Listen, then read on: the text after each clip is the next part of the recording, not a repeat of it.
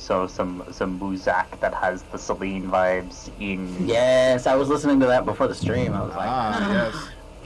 Kingdom Hearts music, what? As if this game didn't already have such a Final Fantasy vibe.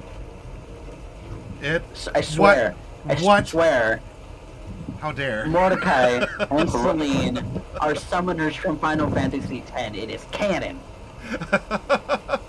I mean, I mean, we just haven't gone so far as to like invoke a literal Aeon, but then the thing with the things that look like fireflies.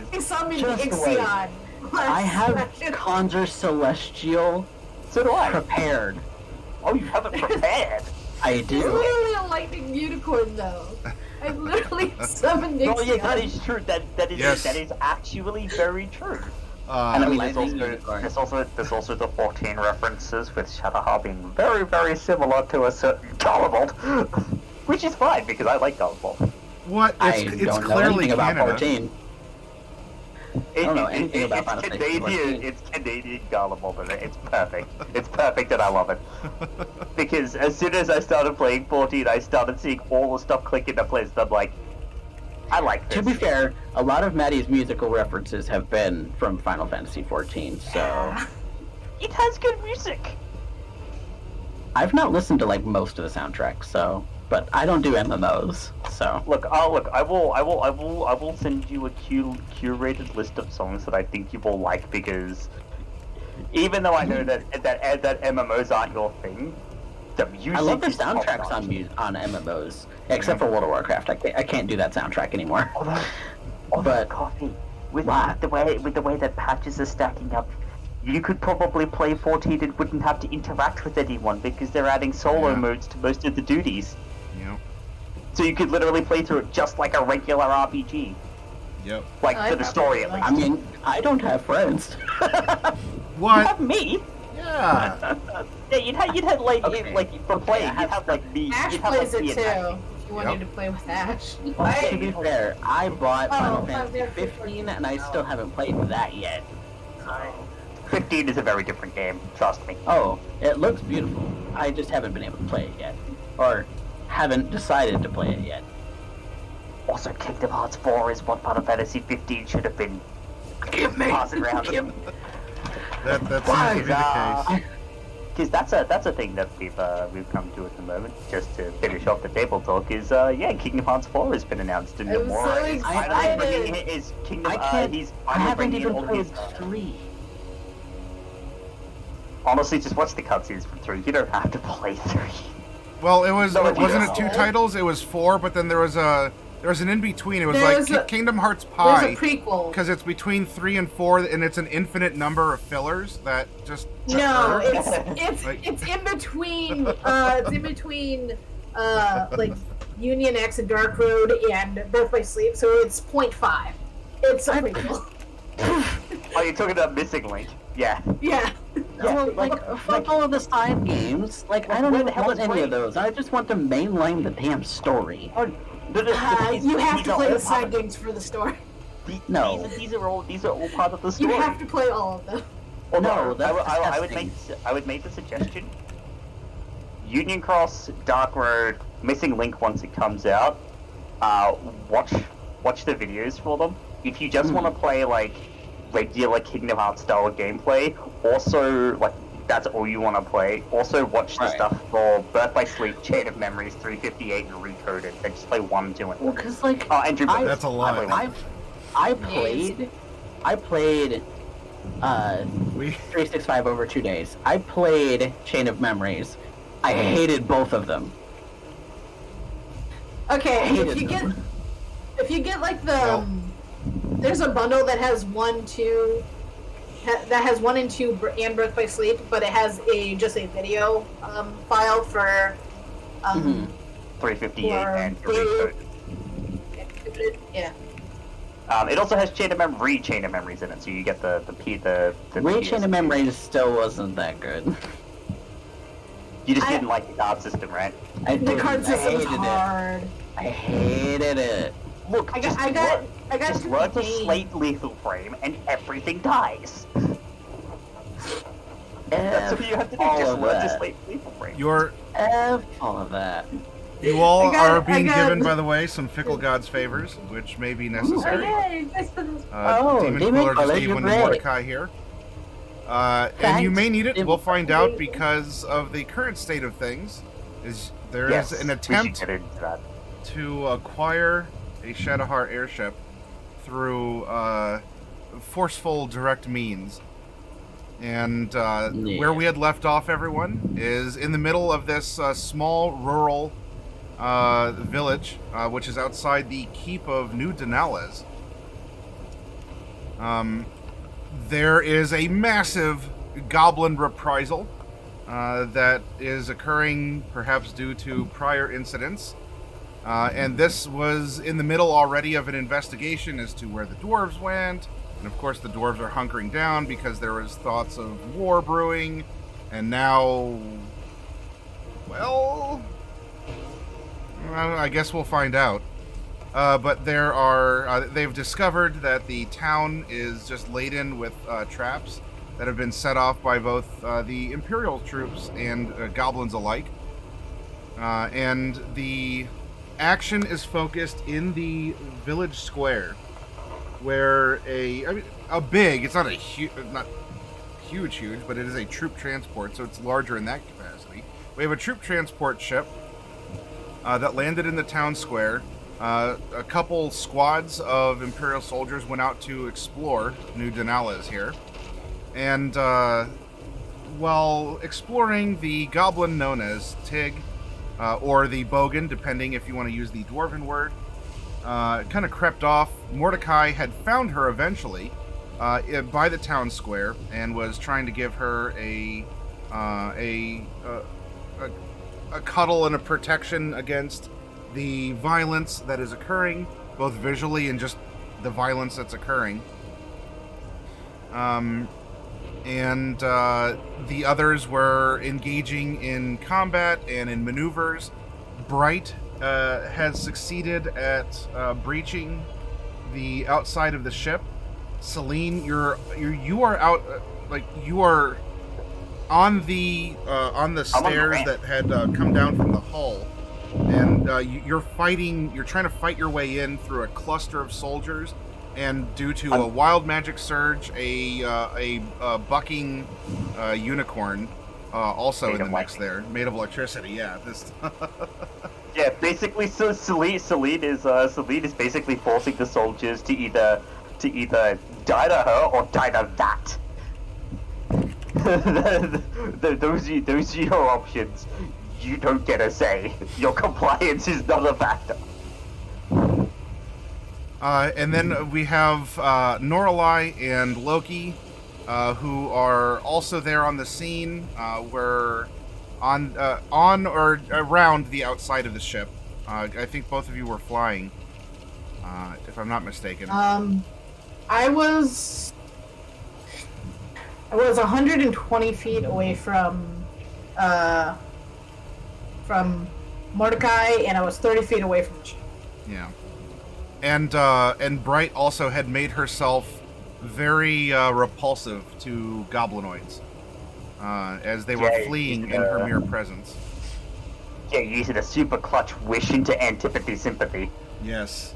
Yeah, it didn't really accomplish as much as I hoped it would, but I think it helped a little. Oh, I mean, yeah. It's cleared the way so that I was able to get up onto the ship, so you did something. And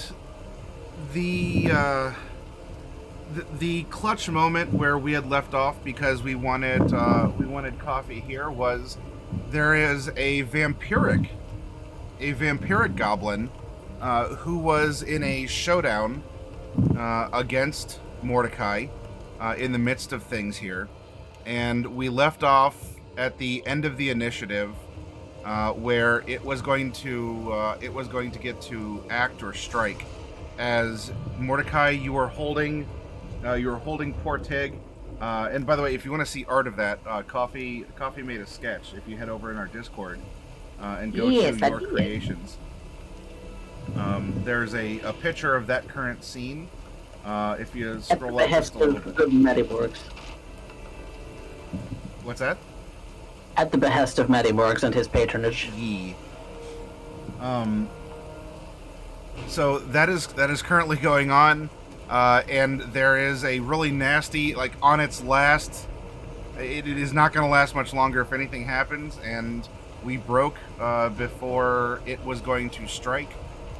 And we're going to find out what happens there as we finish out the round of everyone else, since the initiative is pretty much you all are going to do a thing, and then I get to do all the other things. Now, you did have a team that was also up in a building by the square that had been trying to shoot down at you all. Norlai, I believe you had a crossbow bolt that had whizzed past you. And Celine brought one between her neck and the part of her and the pauldron of her armor. So you are also being sniped That's at. no good.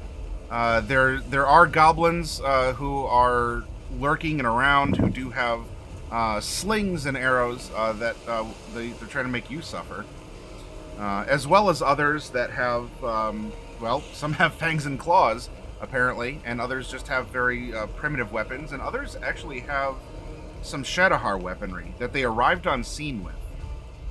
Maybe not in the best shape, but it is still Imperial issue, short swords, etc. So you can mull over that perhaps when you actually have the opportunity to do so.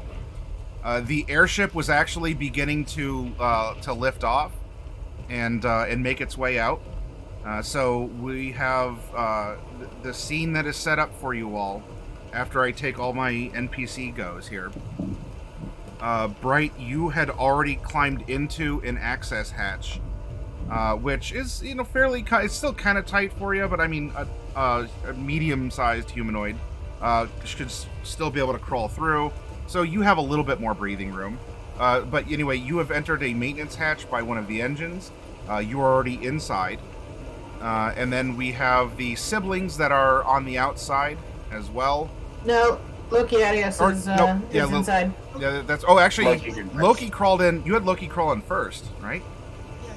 Yeah, that's because right. Norlai was going to go and help Mordecai, I believe. And Okay. We also brought the corpse of the dead gobbo. Yeah, we have a dead goblin corpse with us. Yeah. Yep. You have a vampiric goblin wrapped up in a sheet that you're dragging along with you too. All right, so yeah, you two are there. Norlai was floating on the outside, and Celine, the ship is starting to just sort of do an emergency evac and get out of there because of what's happening. You are not inside yet. You are fighting your way in, and we'll see what happens there. And of course, Mordecai is across the plaza, clutching Tig. So let's have me do a thing with some dice, because the goblin that was just barely hanging in there is going to lunge forward.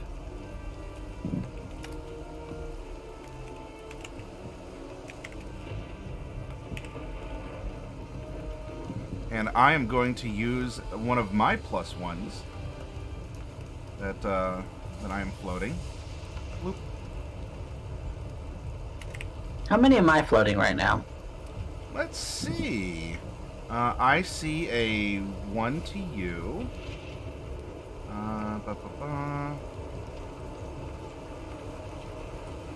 2, 3, 4. Okay. Mordecai, you are floating 4 +1s currently. Cool beans. Good to know. The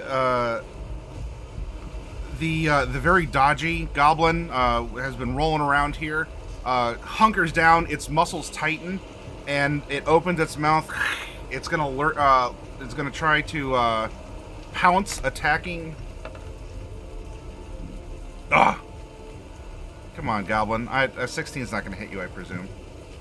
No, my AC is 20. Ooh. All right. So it tries to go for the grab, as is its modus operandi here, and it lunges forward. It fails to grab onto your armor, repels it. You can just hear the fingernails scraping as its claws kind of scrape across the metal. And instead, it is going to try and... It is desperate. I'm going to use another one of my +1s on this next attack.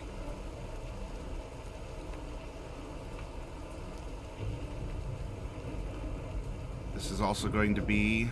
This is going to be... the disadvantage? Alright. Even with my modifier, it changes tactics as Mordecai has turtled up, is trying to clutch the goblin, and is just hunkered down while all this is taking place. And it goes to actually strike at Tig, who is being protected by Mordecai.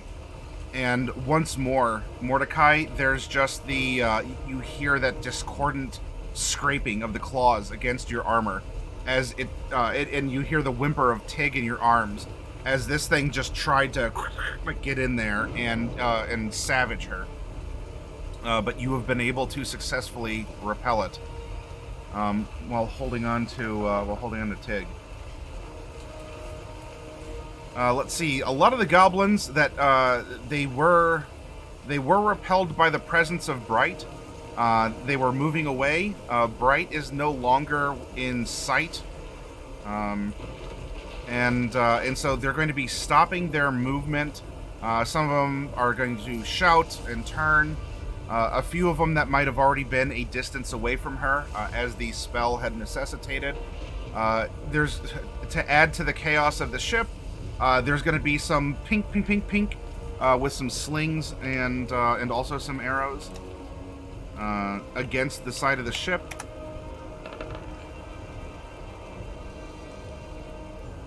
Okay. Nothing, maybe some scratches or a little thing here or there, but these enraged goblins have turned, and some of them anyway, from the distance, have begun to attack again. Though it does seem to be indiscriminate, unless they have something against the Shadahar. They do have some of their weapons with them, but the attack was really just against anyone who is here, including you all heard that they were setting off traps in the homes of the dwarves. So this is not apparently a directed attack against anyone in particular. No, it swarm everything and murder everything in sight. As a goblin is wont to do on occasion. Let's see. I believe the goblins were the last to go, because we had the soldiers fire down, because it was that clutch moment to see if Mordecai was going to get struck or even bitten. Yep. Because the Mordecai's other, once bitten, twice soldiers, shy. What's that? And the other soldiers, the ones on the steps, took some swings and missed. Now there were the ones that were here, closer to the scene. That was the first group of 10 that had split into 2 units of 5. One of them got smushed in a booby-trapped home. However, there was the other unit of 10 that had disembarked, with question mark of them remaining inside the ship. But there are some inside, not just fighting in the boarding ramp.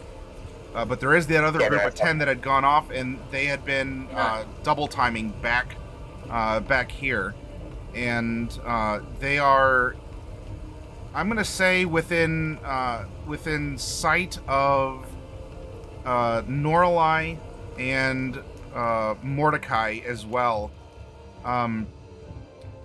Mordecai, it's probably more of a you can hear, because you're hunkered down and you're trying to turtle up around the goblin that you have. But you definitely hear shouting. There's words that you can make out the Shadahar accent. But somewhere behind you in the plaza is the other unit of soldiers. Norlai, you're floating there on the scene, and you would be able to see that there is a unit of 10 Shadahar soldiers that are just arriving in the village square. And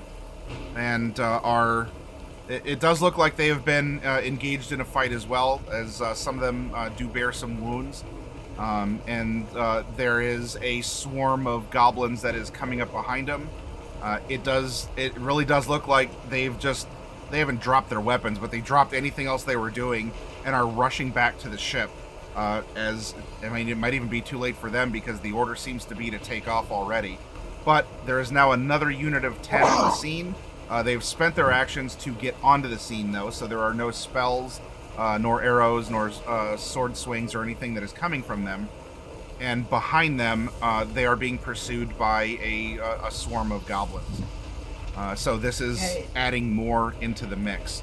That is going to end this round. We're going to come back to the top, where you all are going to take the actions that you would like to take, given the circumstance. Now, if there's something that you want clarified or you want to have remembered for you, in a sense, from last week, make sure that you ask and let me know.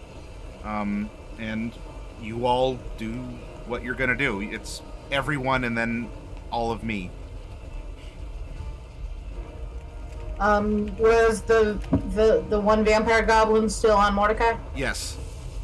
Okay.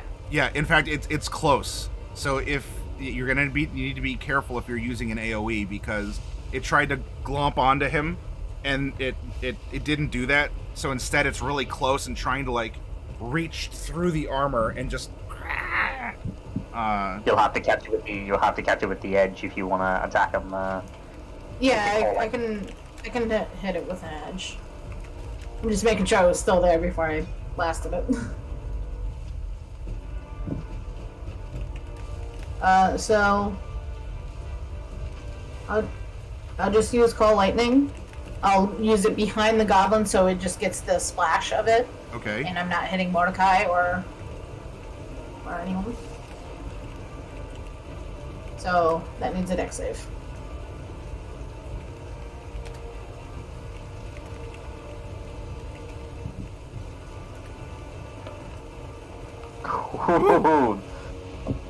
It succeeds. It's taking half then. It's taking half of that then. Half of 54? Well, 20. well, 27. that's still enough to take it out. Yep. That's not nice. Right. All right, so yes, the lightning comes down once more, directed by Norlai here, and Mordecai. There's no damage, but the close proximity of this lightning striking close to you, as insulated by this goblin, still like the hairs on the back of your neck rise. There's probably even like little arcs of lightning kind of jumping over the exterior of your armor, and sort of making you feel tingly, because that was a severe. That's a lot of damage for a lightning strike. That was a severe lightning strike, and that was super de close. And my chest plate is made of metal. Yes. Tingle, tingle, tingle. I aim carefully. As I'm sure we all do. Norlai, do you want to move anywhere? Let's see. I'm gonna move 60 feet closer to Mordecai with my movement. Okay. Which means I should be 90 feet away from the ship. Yes, 90 feet away from the ship and 60 feet away from Mordecai. Which means... Calling the lightning doesn't require an action? That is an action. It's an action, but I have Quicken Spell, so I could do a bonus action. This is what I'm debating. All the sorcery points. Oh, the sorcery points. I got so many of them. And Quicken is only 2, I think. Yes, Quicken is only 2.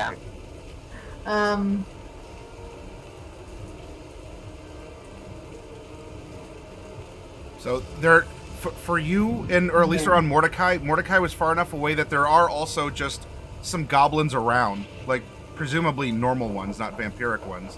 So there are some on that side of the plaza, and again, you have the 10 soldiers, and behind them running up Where is are the the new 10 swarm of soldiers goblins. running up? What's that? How far away are the new soldiers? I'd say that you're in between Mordecai and them at this point. So they're the same distance away. So they're about 60 feet away? Yeah. Well, 90, I think you said. No, you said 90 from the ship. Yeah, so, yeah, 60, 90. 60 away from you. Mordecai's 60 away from you. You've put yourself in between them. I am going to cast a level 5 lightning bolt quickening. All right. Because they were running in military order, you will have the ability to hit all of them. They need a dex save, actually. Oh, I love that you're just there and they're running in. Hop, hop, hop. Oh no. All the lightning bolts. Yeah, can I get how do you scatter can I it? get a wild magic surge from you as well, or like a roll for it? Unless you want to let it ride, but that's you. All right. So you 6, I'll let it. you turn and lightning just it comes down from the sky, courses through you at your direction, and is for the most part, wow, really gonna tear through the soldiers. One of them was lucky enough to sort of twitch out of the way. Two of them though. Also take a 28 on the wild magic table.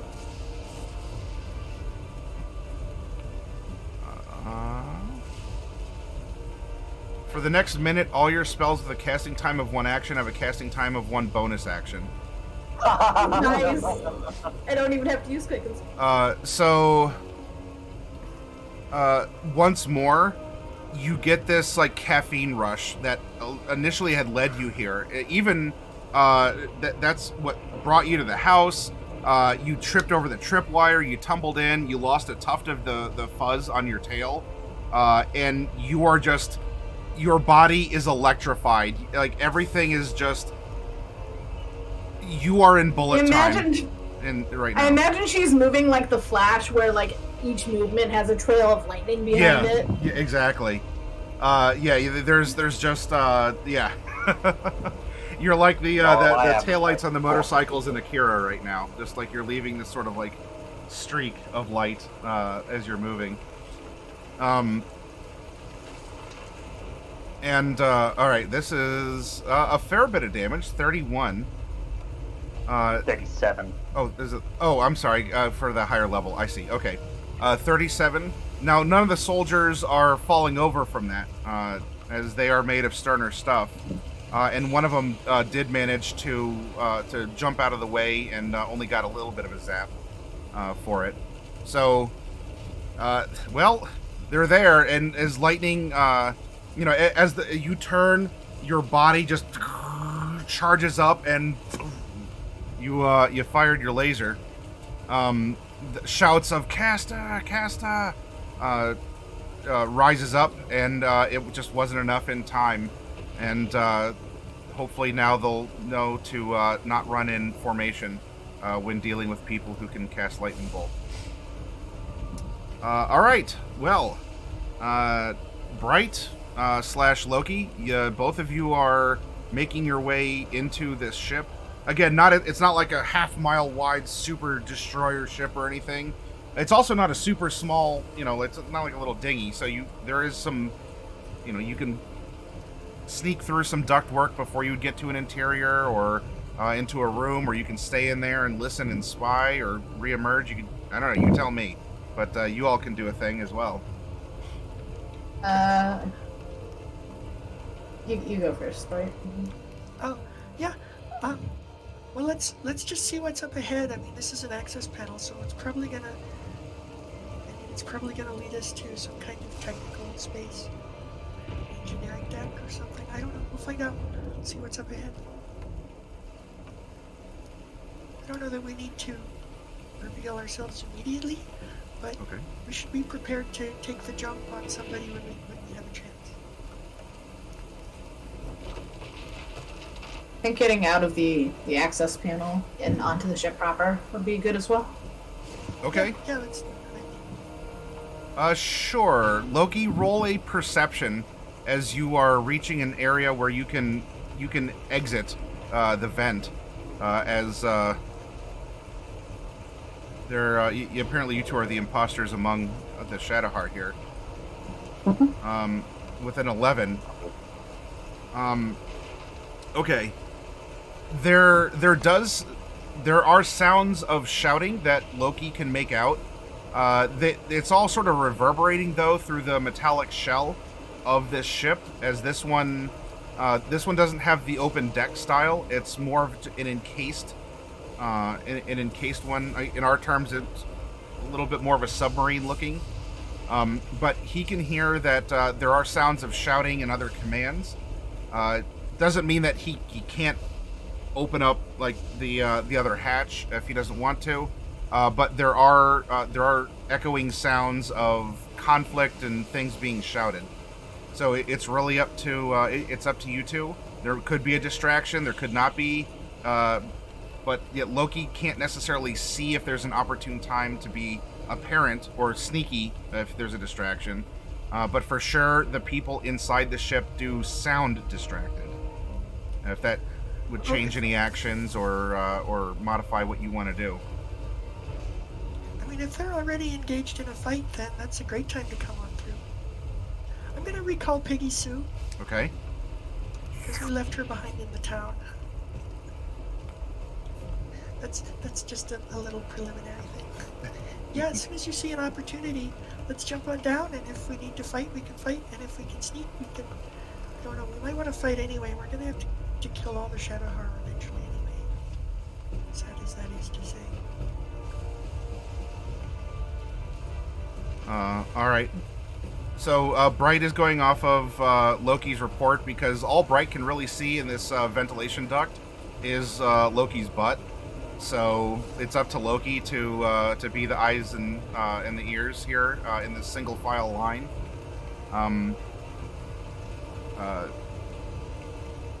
Do they see like a hatch to get out though? Yes. Yeah, it just sounds like there might be people on close on the other side of it. So if you want to try and open it and peek, you might be seen in return. But before you would take an action to open it, there are sounds of perhaps people close by. So it depends on if you just want to jump onto the scene and make a splash, or if you want to wait for the sounds to diminish or to get a better bead on what's happening. That's up to you two. He's gonna go ahead and open it. Okay.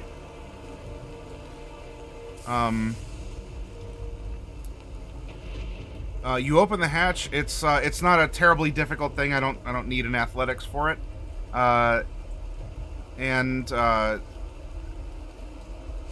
He is going to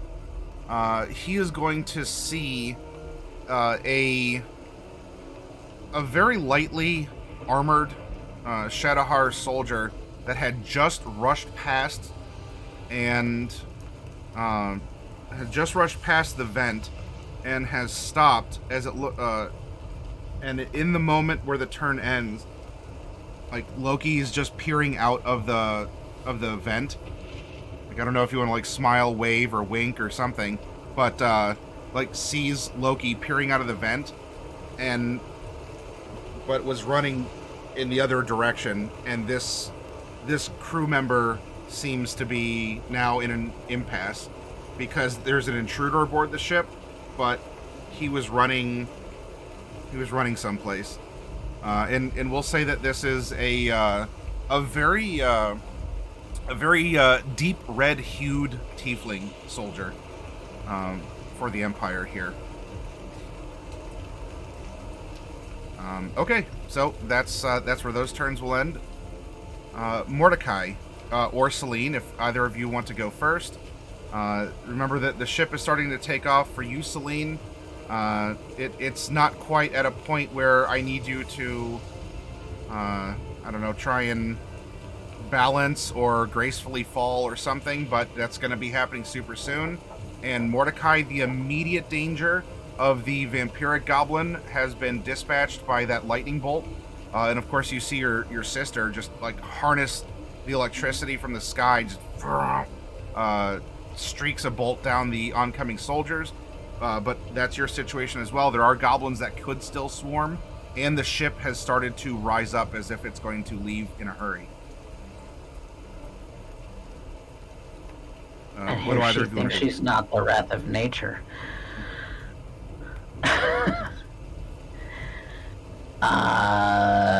I'm gonna continue to hold Tig close. Okay. I wanna get her out of harm's way, and it seems like all of my my other compatriots are heading towards the ship, so I think I'm gonna head in that direction, just kind of like picking her up and holding her.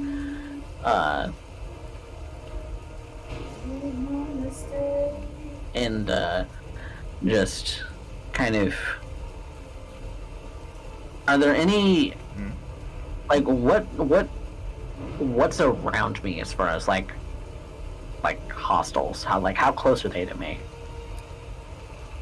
Well, the newly arrived soldiers would be about 120 away from you, since Norlai was at the midpoint, albeit up in the air.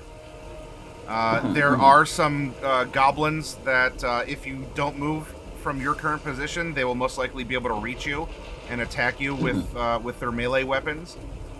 Though you are in range of any of them that would have even a rudimentary ranged weapon, or if they want to attack you with their melee. But you're still in range of any of them with slings or arrows.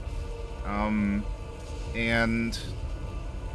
you haven't been either noticed or attacked by.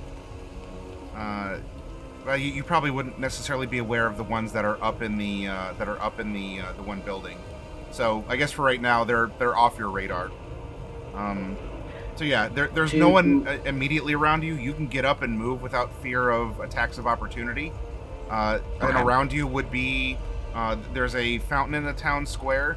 There's all manner of buildings. There's a couple commercial buildings. Residential ones. There are some miscellaneous debris, some crates and barrels that are around as well, if that plays into anything that you want to do or a plan. For me, do any of those goblins that are that far away, do they strike me as vampiric, or can I not tell at this point? Nothing that's obvious. Due to their nature, or just the obscuring rain and everything that's going on. Okay, so unless I were to like actually use some of my senses, which don't have that kind of range, but okay, then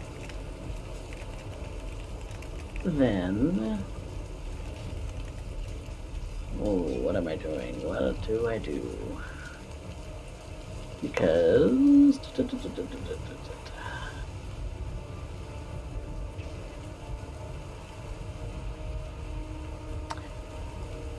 I think what Mordecai is going to do, not that it gives him any kind of speed or anything, but he's definitely going to sprout his wings. And these just like spectral wings just emerge from his back. Ooh. And his eyes start to glow a little bit with white light. And you know, the faintest resemblance of a halo just kind of manifests. And with those wings, he's going to pick Tig up and carry her towards the Shadahar ship, kind of flying like about 10 feet off the ground. Not that it really, not like that he gets extra speed by flying, but, you know, kind of keep out of range of, you know, baddies that might want to jump up and attack him. And let's see. Let me see something here. And as a bonus action, he is going to cast Sanctuary Ah. on Tig. This way, if they're looking to attack her, they have to pass a Wisdom save before they can attack her, Okay. or choose a different target, Or waste the attack. or waste the attack. All right. So a peaceful glow surrounds Tig as she holds on tight in your arms. The wings sprout from you. This energy from within surges through your body, and you begin your ascent to hopefully be able to intercept the ship. Meanwhile, on the other side, Celine, you do not see your husband's transformation. You got some other things to worry about anyway. You Like the guys in have front a of very target-rich environment clustered on the inside of the ship, including this I do. unicorn made of lightning that is just bucking and like it's zapping things. Like you can just hear it like striking the metal. What are you doing in this environment? Well, for starters, this is a bonus action. I'm going to make 2 attacks with the Bladed Disaster against 2 people in front. Two of the guys in front of me. Sure. Snicker snack. Does a 22 hit? Yes. Does a 16 hit? No. Alright, I'm gonna because I still have it on me. I'm going to spend the luck from the luck blade to re-roll it. A 29. Does a 29 hit? Yes. Alright, so the first one is taking 21 force damage, the second one is taking 35 force damage. Are Okay. they dead? They are not. I mean, you've definitely Cool. injured them, but they are. These are no mere minions. Cool. So I'm gonna spend 2 uses of my Channel Divinity. And on each of them I'm proccing Channel Divinity Touch of Death. Oh. Because the Bladed Disaster attacks are melee spell attacks. Additional necrotic damage equals to 5 plus twice It's your 43. card. Ooh. And basically the scythe would pass through each of them, and she points behind them, and all of them would see this spectral image of a reaper with a second scythe just whing straight through them. Is that extra 43 damage gonna... Yes.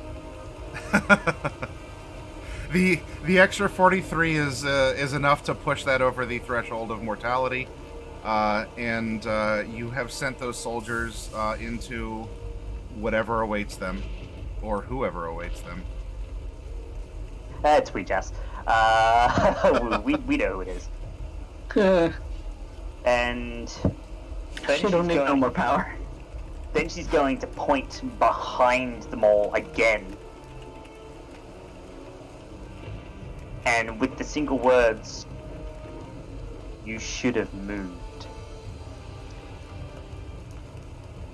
All right. Behind them on the inside of the ship, because this is my action that I'm Yes. using now. I cast Sunburst. Oh. Inside the It's ship? a 60. Yeah, inside the ship.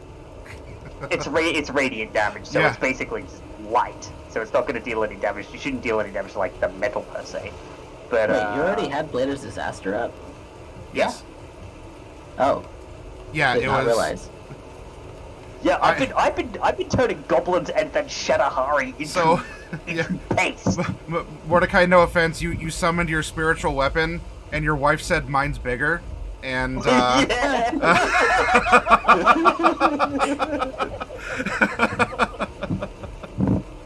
That is more Look, honey, mine's a scythe. Yours is a staff.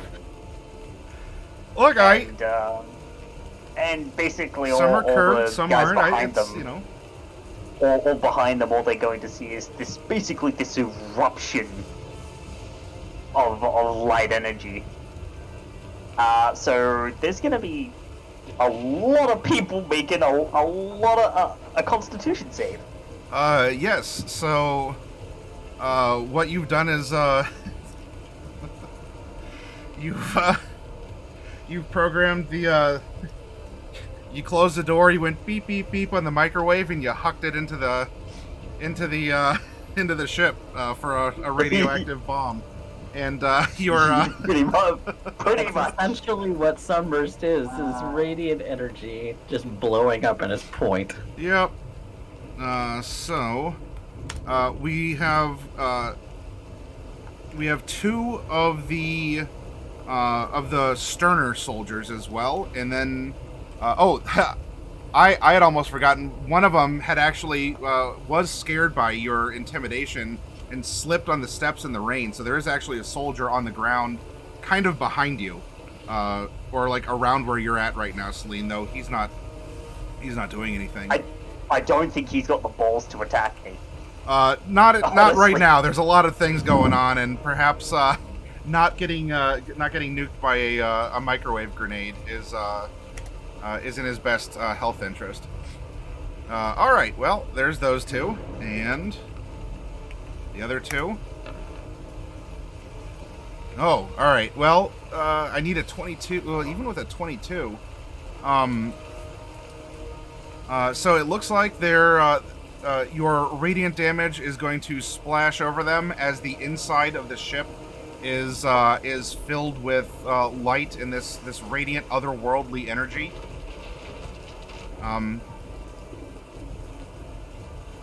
Probably has an effect. I don't know. It's like a UV glow. It makes colors look interesting. Maybe a distortion, or it's a light, but it produces no shadow, or some other sort of a weird, off otherworldly. Turns them into shadows. Yeah. Casted upon the wall. Yeah. Now they are even with 41, they are still standing, but they're not. They're not at full health. They're definitely not looking good. In 4E terms, I think I can comfortably say that they're bloodied. Yeah. And she's looking between them like, it's me or the unicorn, your choice. And she has that look with the wings spread and everything, like, yeah, you are looking at an angel of death, and she's picked you as her targets. You're not getting out of here alive.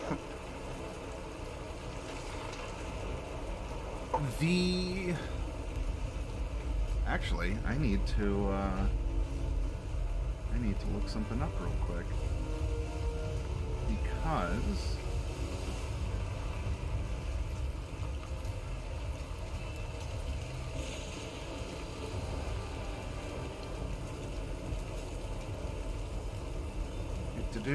that was a con, so this is actually a 2d20.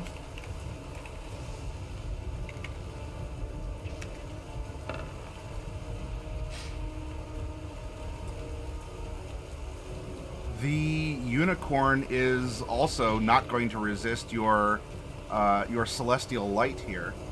The unicorn. And yeah.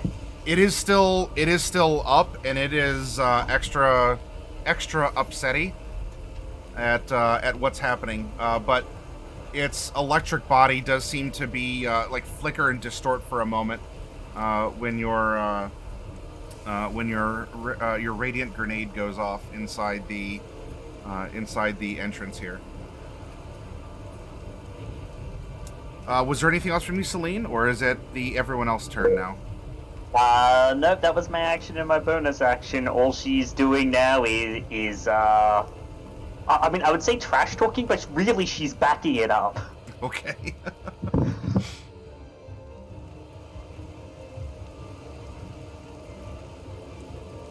What it will do, however, is at the end of your turn, the unicorn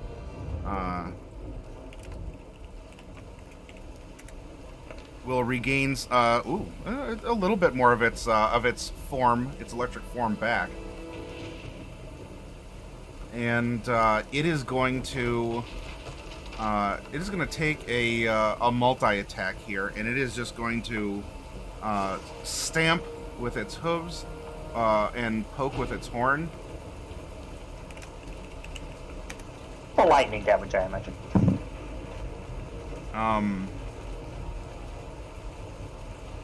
And it is in its flailings here. Well, it is made of electricity, but it's not necessarily an ephemeral thing. It's not sort of diffusing or falling through the ship as it's starting to move. It does not make contact with the soldiers that are directly there. However, one of its hooves does clank against and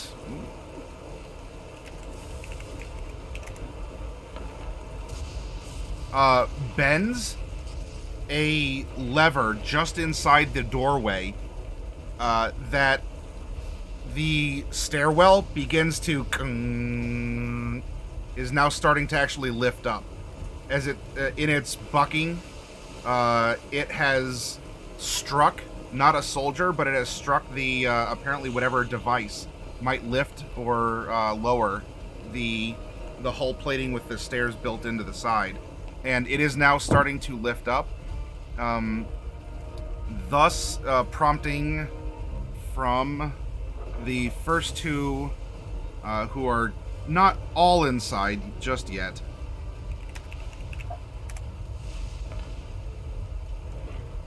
All right, well, those two are going to begin tumbling down the steps. As it's already shifting amid everything, the plating and everything is already wet, and the steps have started to curl up back into form a nice smooth surface to the hull. And Celine, from you, I am going to need a make a acrobatics for me.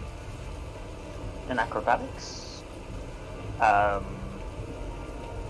could I make a thing for a dexterity saving throw, considering they're kind of falling at me? This isn't about them. It's not an attack. This is you trying to. This is an exertion of yourself to try and maintain a balance, to continue to press your ingress into the ship. All right. Just seeing if I've got anything that will help me here. I'm definitely spending a +1 on this, and I have a reroll if I need it. All right, I'll mark a +1 here. 23. Excellent. All right. So what's happening here, Celine, is you are able to take a deft short hop forward, and you are just on the tip of this curved staircase as it's beginning its ascent up towards, well, like to be flush with the rest of the hull. And you are maintaining your balance as your Blade of Disaster is summoned, and you are prepared for the conflict here. And despite the wind and the rain, you are standing on that fine edge of the stairwell as it's beginning its retraction up. Pretty badass. There might even be a flash of lightning in the distance that, considering, we have just outside literal Miss I am a walking storm. Yes. Maybe a flash of lightning goes off and lights her face up in such a way that there's this unearthly glow of death has come. And instead of the clap of thunder that you'd expect, it's 9 Wilhelm screams. So it adds all the more effect to what's happening. Wilhelm screams. It's a symphony. Yes, it really is. A symphony of destruction. All right, so that was the unicorn. The two are starting to fall as that is retracting. The heavies that are there are going to... let's see, that's already closing, but you're also there. Are they going to attack me and risk hitting the mechanisms that might jam this thing open? Well...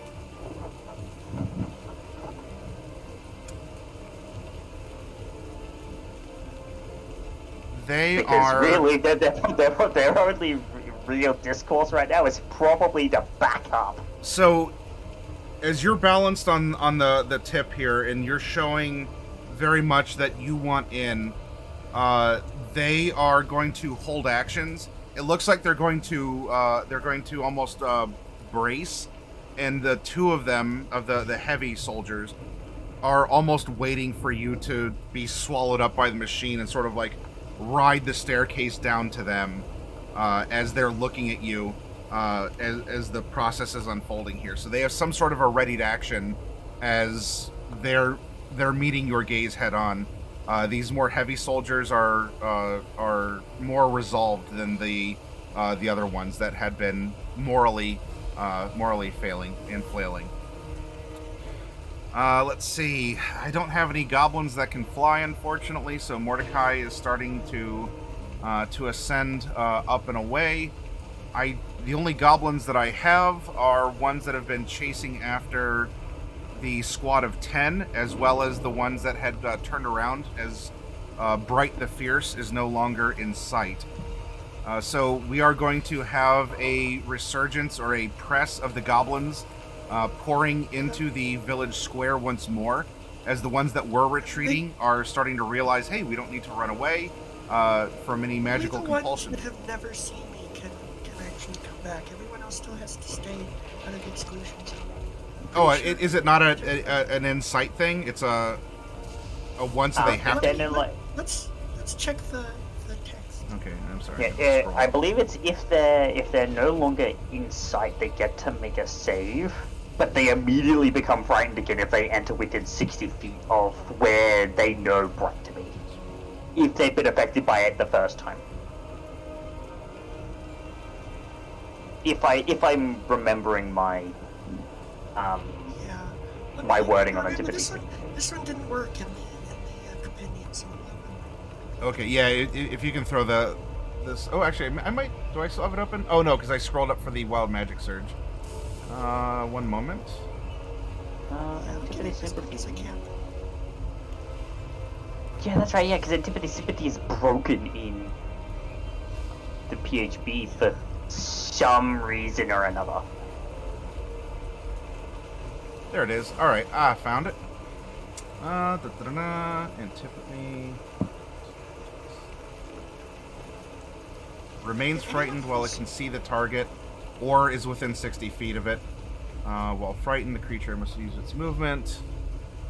If the creature moves more than 60 feet from the target and can't see it, the creature is no longer frightened, but the creature becomes frightened. So it is, I don't need to roll to overcome the fear, as distance and sight are both greater.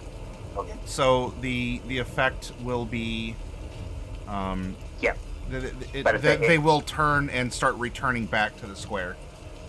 But if they try and get within 60 feet of the ship, I believe if they've been affected by it once, it'll affect them again, even if they can't see right, because the distance is established.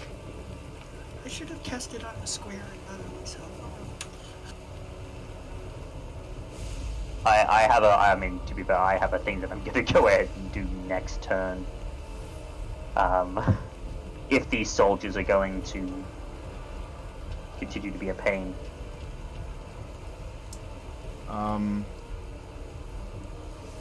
Okay.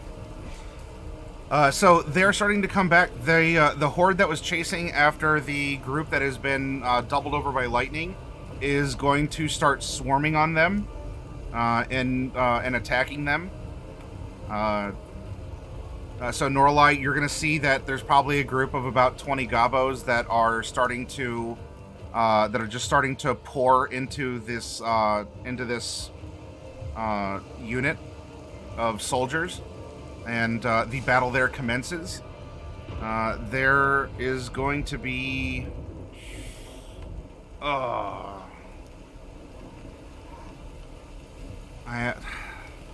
Well, you know what? You miss 100% of the shots you don't take. So there's going to be some crossbow bolts coming to Celine and Norlai both. Advantage on me.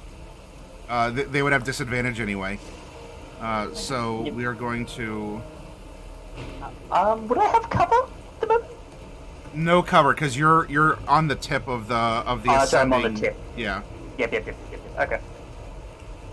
So these are 3 crossbow bolts coming towards Norlai.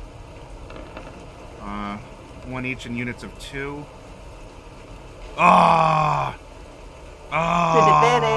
Disadvantage. Double disadvantage. Alright, so Norlai, like, there was a bolt that would have, that absolutely would have, impacted you, like, right in your noggin. Like, an expert shot. So there must be a sniper among them, but some wind and rain, might have interceded on your behalf. And the crossbow bolt, was just off course, probably leaving you with a fine bloody line across your cheek instead. What are they adding to that? Because my AC is 15. Is 15? Yes. Well, the one was me describing that it should have been a critical hit, but instead it was a 3. I'm looking at the 14 though. Yeah. Oh, yeah. The 14. They're hitting your AC. Okay. But yeah, that was my. As a DM, it's just dumb to say hit or miss all the time. Like, you got to make it kind of spicy. No, it's So- fine. I'm just letting you know that I think the 14 might be hitting me. Yes, the 14 is the 14 will. Despite the circumstances, you throw enough bolts at something, and one of them is going to hit. Eventually, statistically speaking, eventually. How close is that, by the way? They are. I'd say they're about 100-ish feet away. Jeez. Okay, 10, never mind. 10 piercing. So there's the one, of course, that was the major concern of a headshot, but instead you just get the little scrape across your cheek and the little drop of blood from it, and then just right in your side, you have a pain as there is a crossbow bolt that is sticking out of you. Then on to Celine. I'm also at a disadvantage on the attacks due to the rain and the wind and such. So we have. Oh, all right. Well, that one's certainly going wild. And that is, what's your AC, Celine, right now? 20. 20. Aha. I am going to hit you with that the last bolt as well. So take this, you fiend. A mighty 5 piercing damage, non-magical. As one of the Shadahar's crossbow bolts actually do find... Oh yeah, right. Your spell is... Yeah, you clench up and... basically the 2 soldiers on the inside, the conceders, they probably see Celine take the bolt, but she doesn't flinch. Not even to look down at it. She just takes the bolt and she's still glaring at them like, yeah, you're gonna die. Just adding to that intimidating aura of, did she just take a crossbow bolt to the chest? Yes. And she didn't flinch? No. Oh dear. Mordecai, there's going to be a couple rocks that are coming your way here, and we'll see if rock is super effective against flying type. Nope, not at all. So there's some boop, boop, boop, as some rocks are flung up at you from errant goblins that are swarming here, but you are able to deftly duck, dodge, dive, and also dodge again. All manner of things, including tools that they're throwing at you, apparently. The 5D's dodgeballs. Dodge, duck, dip, dive, and dodge. Those are my goblins. I have none of you on the ground currently. So the ship is going to continue to rise up, and is going to be further up and away. You were making 30 feet this round. So Mordecai, it is now It can move more quickly than you, unless you have something super speedy. But it is starting to pull away in a hurry, and it is 90 feet away from you at the end of this turn. Oh, that's unfortunate. You can see, though, as it's rising and turning, you can see your wife riding just on this closing hatch of a stairwell as well. And as she's turning, that's when you see her. Maybe you give a gasp or something as you see a crossbow bolt just land like right between her shoulders. And she just stands there in the storm, unflinching, staring down into the ship with the scythe in her hands. And her wings outspread, so Yeah. Anyone looking at this from the outside, it's just as intimidating. An angel in a storm with a scythe in hand, taking a crossbow bolt, just not flinching. Oh. I feel bad for the front cruiser. Inside the ship, Loki had ended his turn staring at a soldier that was running down the corridor towards some noise, and the soldier in there looks at Loki, looks back down the corridor to where he was running, and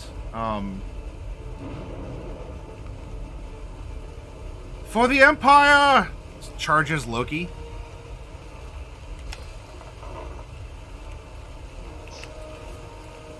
Hey, Brian, you should cause degrees.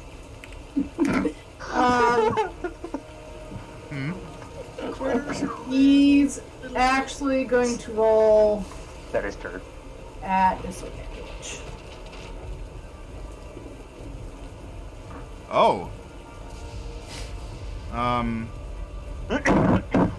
Against attack. Okay. All right. So yeah, it goes in, and how does Loki's entropic ward manifest? He's actually it's gonna seem as unmagical as possible. He's gonna take the hatch and just kind of pull it back so that the guard sword or whatever hits the hatch instead of him. I don't know if that's very Shonaroth. That's not very Great Old One to me. It's not. But this is just maybe under his jacket. There's tentacles that that shoot out and grab the It's got his hand that door. does his tentacles. There we go. But All right. from the outside, it looks like he's just shutting the door. Your revision. There's a Not hair tentacles, just tentacles. They're black, but they're just tentacles. It's not hair though. No. Is a 23 still gonna hit him? Yeah. All right. So Loki, as Loki's there, it might be caught up in the surprise. These black tendrils do shoot forward. Bright, from your position at the posterior of Loki, you might see that there's a little bit of an undulation or a rumbling from his clothing as some tendrils would shoot out almost unconsciously from him to grab hold of the hatch and pull it closed.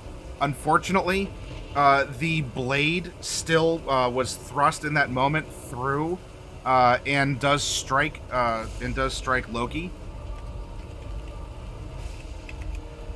Yeah, unfortunately, a 23 is a little bit of an ouch. And he is going to take 7 whole non-magical piercing damage from a short sword. And there's going to be the alarm is risen of intruders. However, that might manifest. We'll find out because there are things going on in other parts of the ship as well. So This was not as stealthy as I was expecting you to be. There's only so much I can do when they're right there at the door. Okay, that was all of me. And now it's on all of you.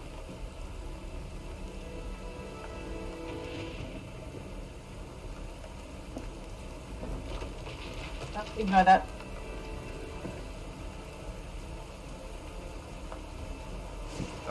All of you, what would you like to do? Loki, I'm gonna need you to move your butt. Hold on. I'm just gonna blast the guy first. Okay. So he can get 4 of these. He bopped. And 2 of them are definitely going to miss. Yeah. Alright, so 2 are going to hit.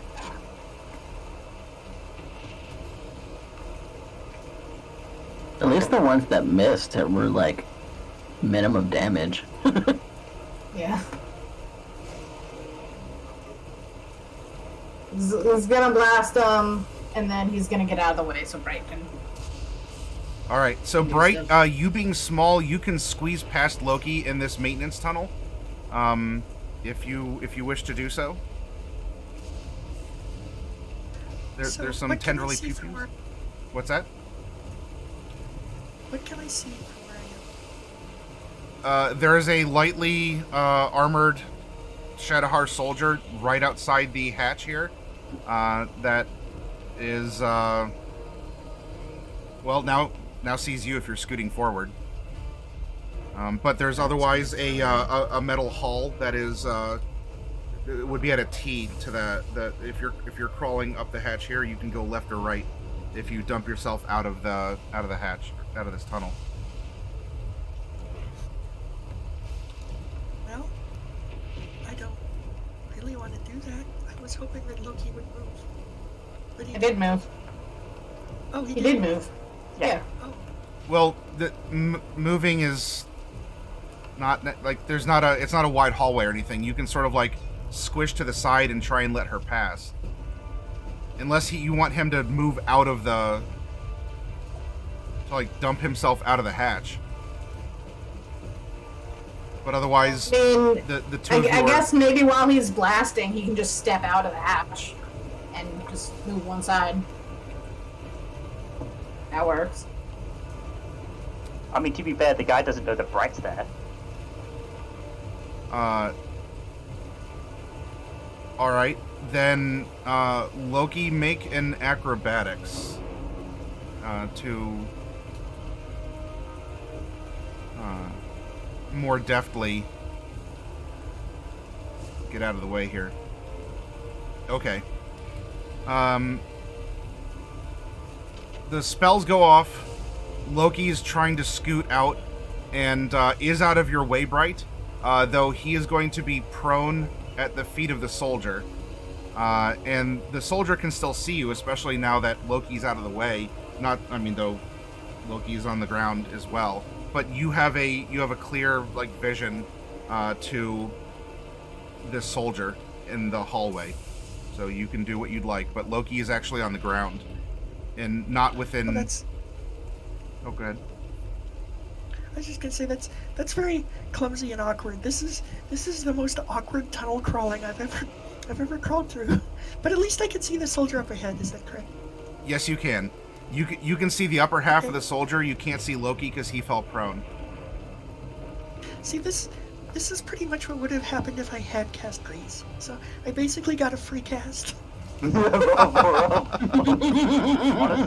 yeah, more or less. Okay, I cast a firebolt at the soldier. It's pretty straightforward. Okay. Oh, I've crit failed. I want to roll that again. bloody yeah.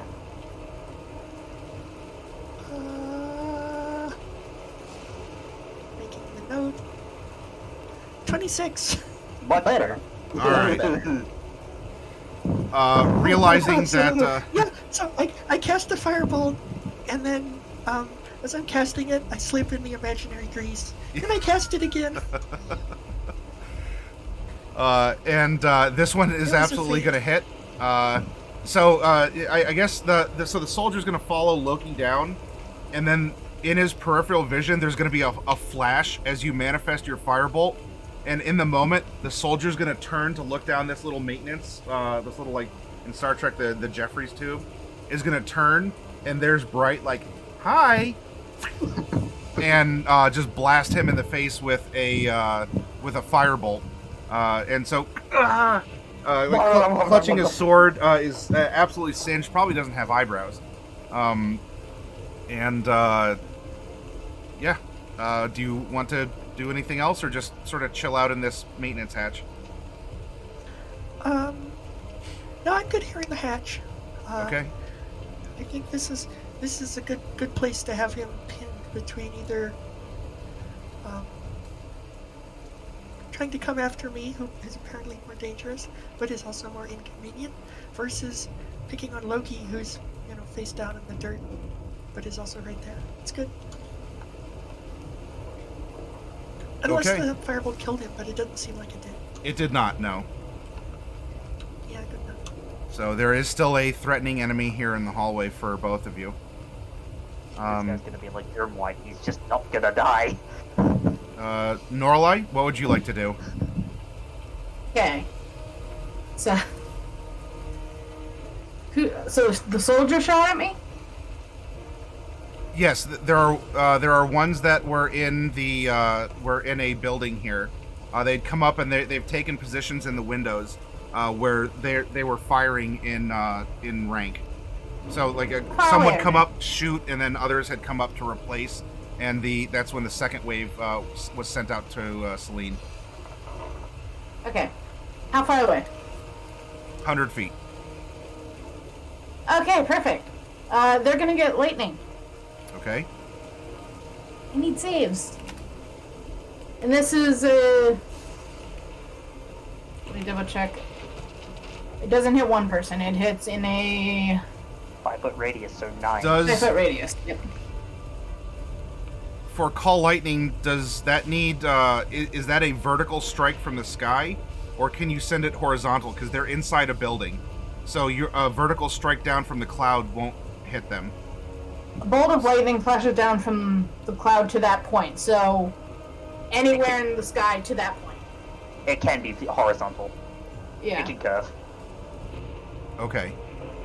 Just so long as Norlai is able to see the point.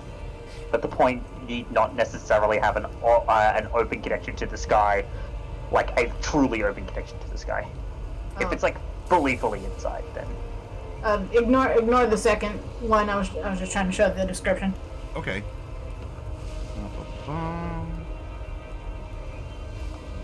yeah, so it can come down like at an angle.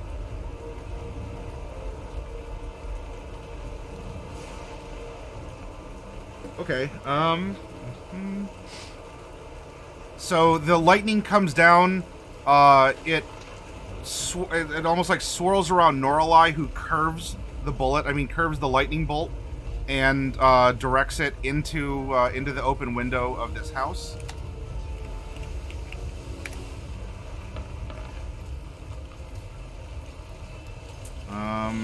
And it doesn't look like any of them are going to pass. So there are some screams from within the house as the lightning is redirected at the shooty boys inside. That's 40 damage each. Now, are they still up? Yes. Okay. Leading stroke? Is there going to be a lightning bolt for a return stroke? Second strike lightning bolt. Yep. So she calls down lightning into her right hand, throws it forward, and then with her left hand, because I'm quickening this, with her left hand summons another bolt.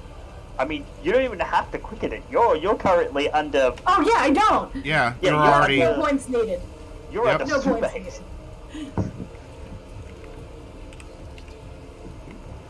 Yep.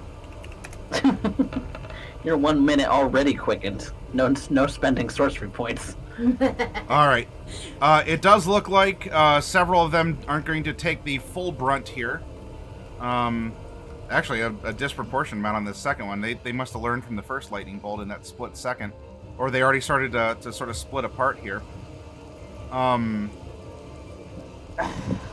Getting wise to her antics. Yeah. I mean, they're taking 16.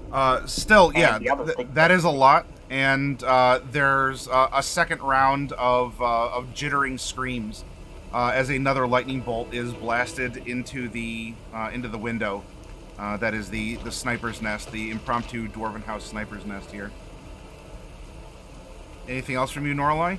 The ship is starting to move away from you as a heads up. Oh, I'll move 60 feet towards it then. Okay. Norlai, you are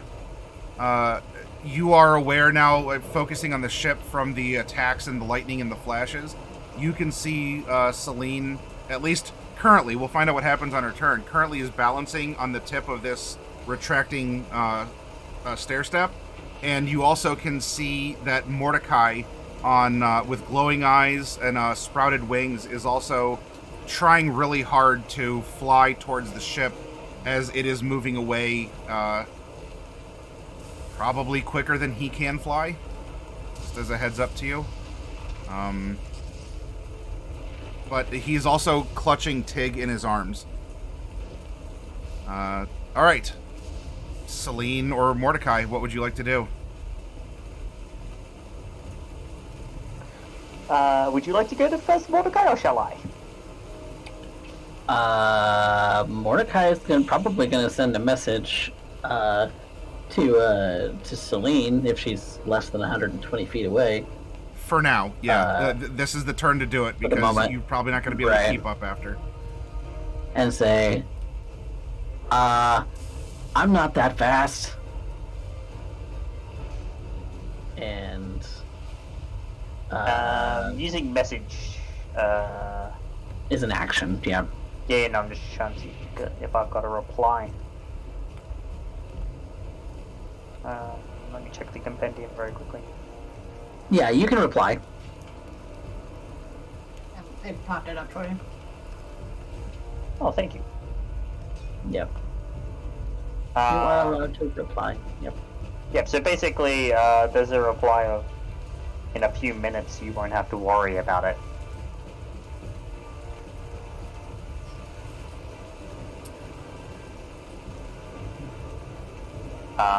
And that's when Celine is gonna disappear inside of the thing, and just as she begins to slide down, the Blade of Disaster is gonna make 2 attacks.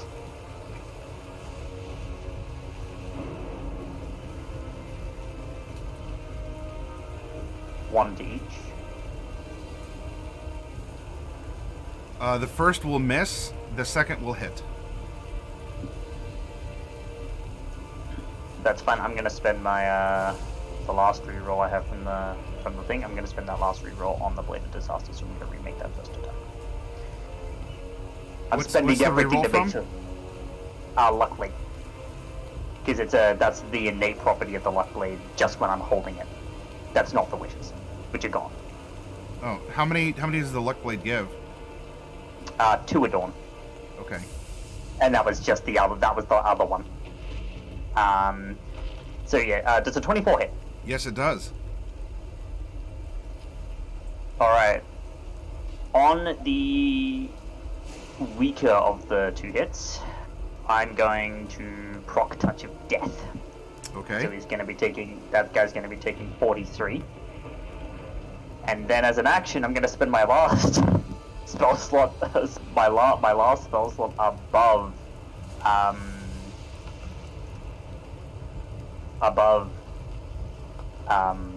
ninth level.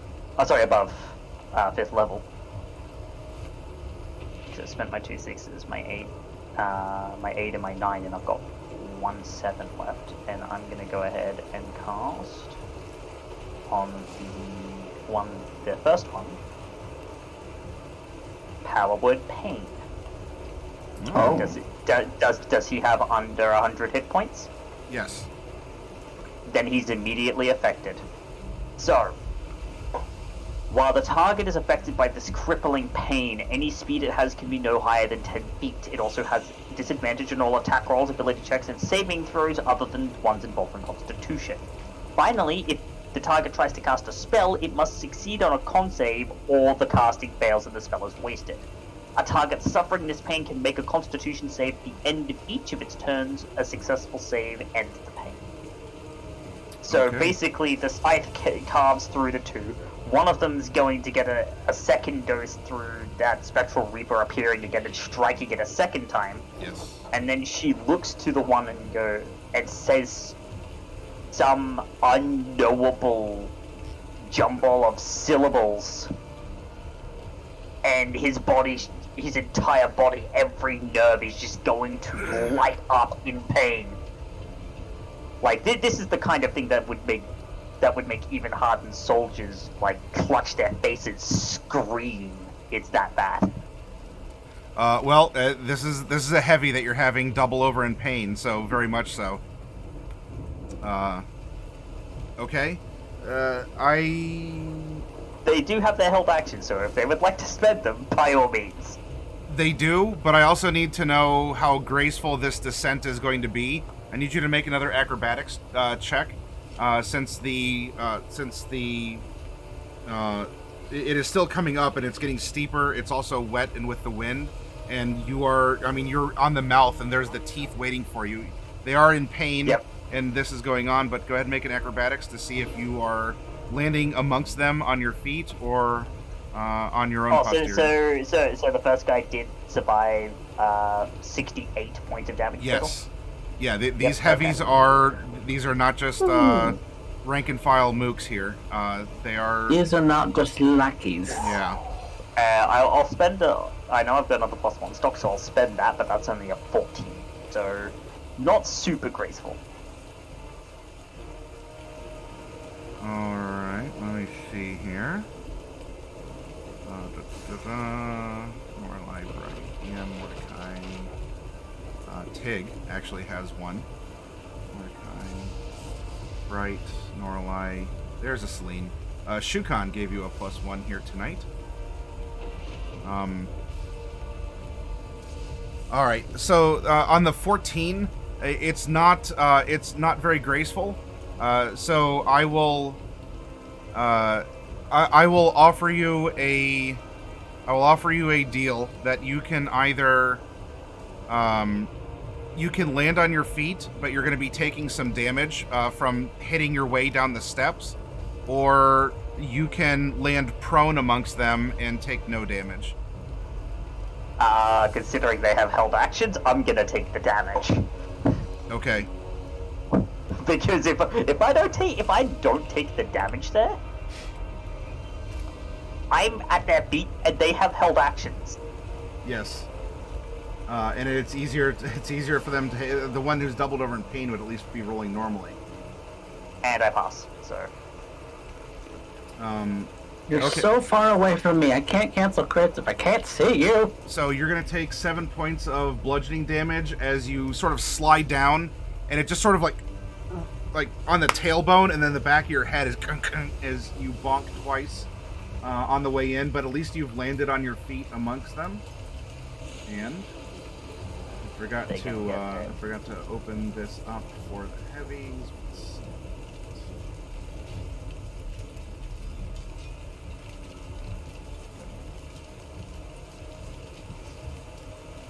No, I don't.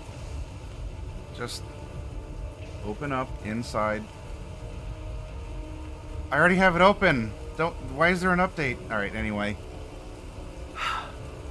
Hang on. Yeah, it's the... I'm already using it, but it's like, no, I have to update to open this other one. Why? It's here. Yeah. Adobe, everyone. Alright,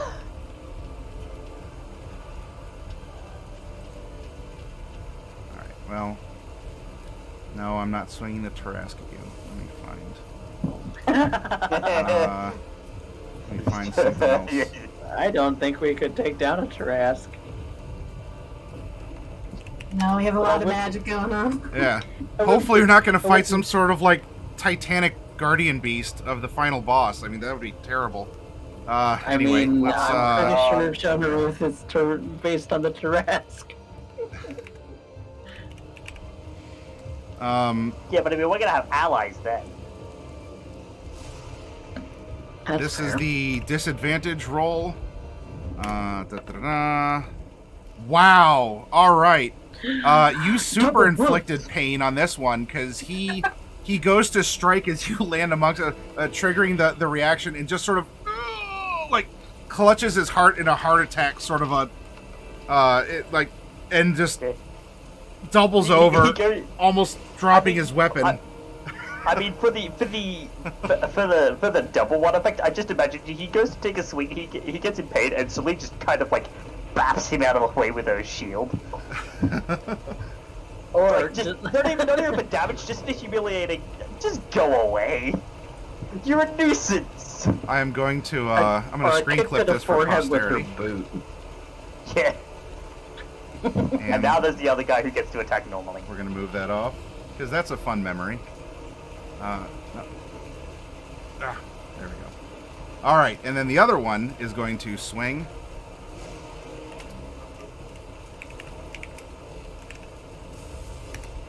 Swing not once. Ooh. All right, does a 26 hit you?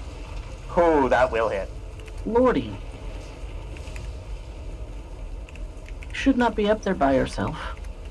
I'm not up here by myself. Bright and Loki are up here. No, that's fair. This is going to be 19 slashing damage from the first attack. Ooh. Oh no. Pass it. All right.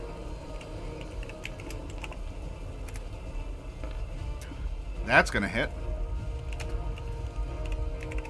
Oh no.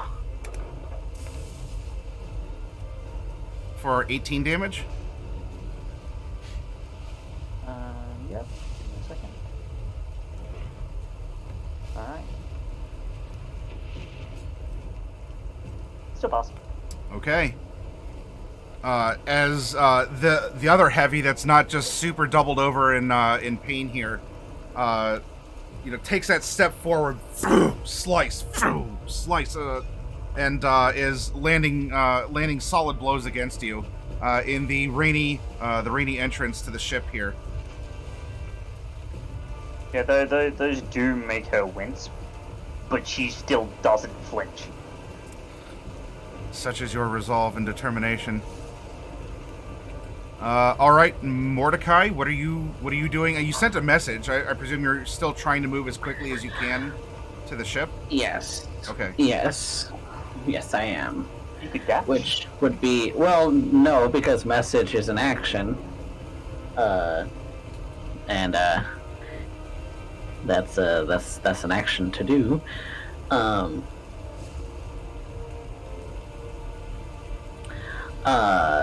So he's going to use all of his movement, which is 30 feet flying, Yeah. to move toward the ship. Can he see Celine still? If it's not closed completely, then maybe. Tell you what, just go ahead and roll a d20, and I'll say that on a 16 plus, you'd be able to see her. Big money. Oh. God. The wind, the rain, one. maybe your sister flashing a bunch of guys is just distracts you.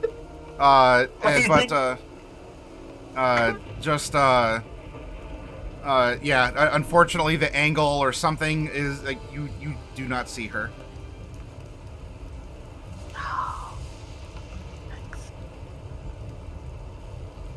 Oh, well, what do I do for a bonus action then? You can always reassure Tig. I mean, I'm doing that as much as I can too, because she's just a baby. Oh.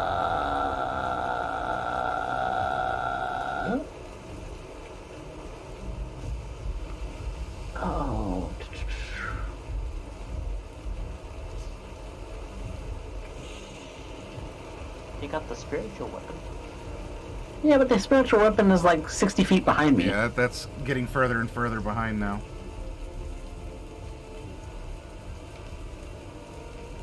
it's probably just going to disappear at some point. Yeah.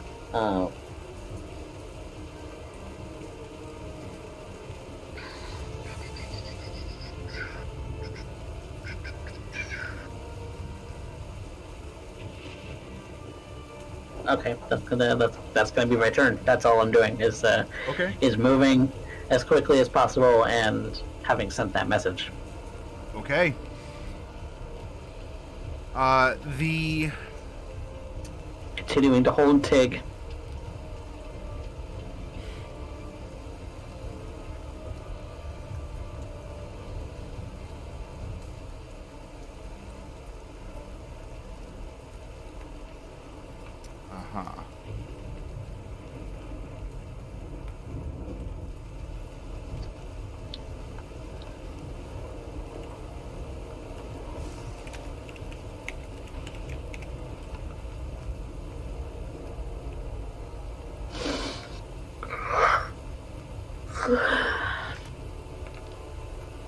The unicorn inside the entrance as well would be continuing to regain its form over time as it is still doing what it does, and is going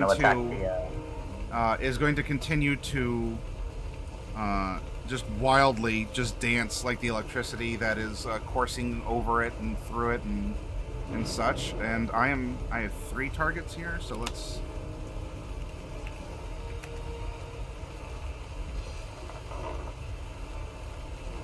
Okay. Celine, you are going to be receiving a hoof attack. Wait, why? Because it's indiscriminately smashing everything. And Celine is there. 21, Celine. Ouch, that'll hurt. Yeah. That isn't the unicorn that's summoned friendly to us? No. No, it is under DM's control. And it was some wild, it's a wild Bronco lightning here. Oh. This is going to be bludgeoning.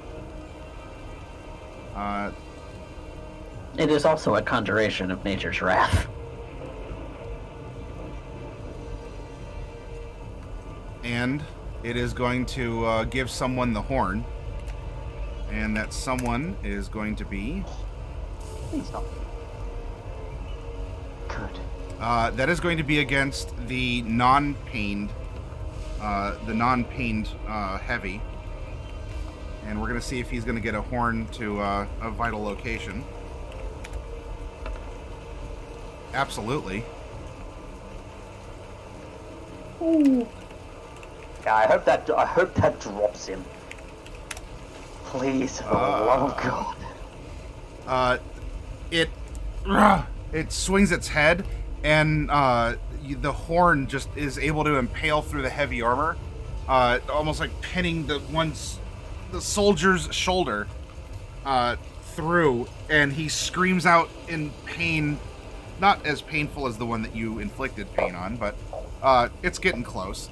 Though he is not out, but he has been injured by the unicorn as well. And the door at this point as well has now closed, and is now you all are sealed in super close quarters with each other. Like it almost sounds like the setup of a joke. A unicorn, 2 heavy soldiers, and a cleric are locked into an airship. And, like, you're just there in that little entrance space, just hugging each other. The others, we do have a Mordecai and we do have a Norlai. However, Norlai has pretty well taken care of the soldiers. The goblins are coming back. These are all disadvantaged, so there's going to be a possible something here. Miss. Mordecai, does an 18 hit you? No, AC 20. Okay. Then a couple other rocks, like sort of barely at their trajectory, maybe an arrow, whiz past you, but the wind and the rain, or just the bad shots of the goblins, don't have them, well, find your flesh, anyway, which is good. But they are starting to swarm back. The whirling combat with the 10 soldiers on the ground still continues as the goblins are flooding back and hearing the noise of the soldiers. As well, I mean, the airship's taking off. There's not much they can do there with everyone being airborne.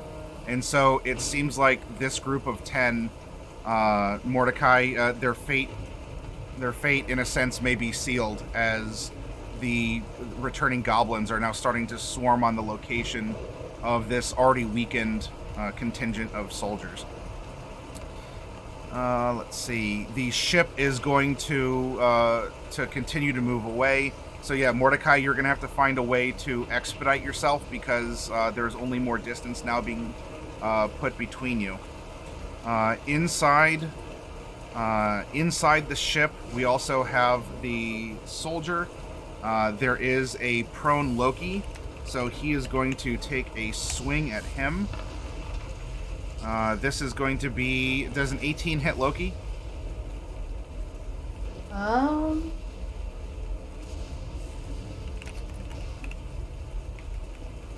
Yes. Okay. This is going to be... Ooh. Stabs him with a short sword for 9 piercing damage. And I'm gonna cast Hellish Rebuke.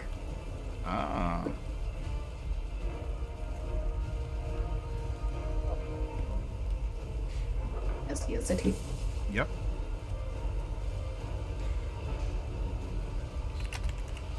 Yes, he gets to make a DC 18 dexterity save. All right. So the soldier stabs Loki, and just this burst of flame mixed with tentacles shoots out. It's like a flaming face hugger.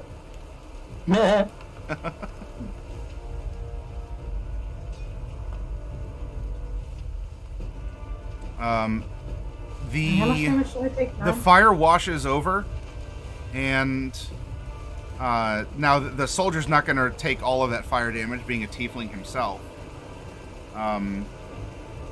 But is simply going to look down at Loki and give a bit of a tisk-tisk.